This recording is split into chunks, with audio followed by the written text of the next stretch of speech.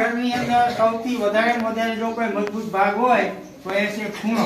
એટલે આપણા ક્લાસરૂમની અંદર હોય, અચાનક ભૂકંપ આવે એવા સમયે આપણે સૌપ્રથમ બેન્ચ નીચે બેસી જવાનું. બેન્ચ નીચે જગ્યા ન મળે તો ટેબલ નીચે બેસી જવાનું, અને ત્યાં પણ જગ્યા ન મળે તો આપણે આપણા ક્લાસરૂમનો જે ખૂણો હોય છે એ ખૂણાની અંદર ઊભું રહી જવાનું. કેમ કે ખૂણો છે એ મકાનની સૌથી મજબૂતમાં મજબૂત ભાગ છે. આ ક્લાસરૂમની વાત થઈ. ઘરે હોય તો શું કરશું?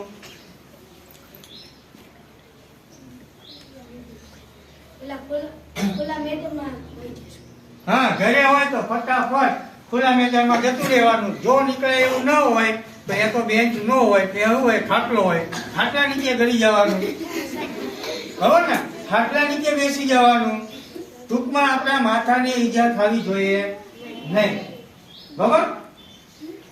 ભૂકંપ ભૂકંપ આવે આમ. હા, પહેલા તો જો ક્લાસરૂમની અંદર હોય, બેન્ચ નીચે બેસી જવાનું, ટેબલ નીચે બેસી જવાનું, ખૂણા પર બેસી જવાનું.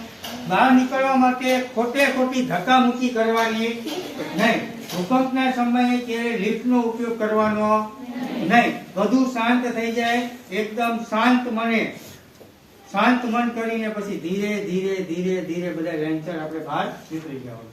આ ભૂકંપ સમયે આટલી સાવચેતી આપણે રાખવી જોઈએ.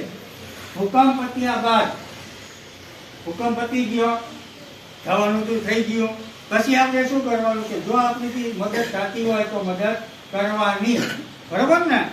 ભૂકંપ પતી જાય, આજુબાજુમાં કોઈ મકાનો છે પડી જાય, એ મકાનની અંદર કોઈ ઘટાઈ ગયું હોય અને આપણીથી જો મદદ કરાતી હોય તો મદદ કરવાની. પણ ખોટા વિડીયો વાયરલ કરવાના નહીં, વિડીયો ઉતારવાના નહીં.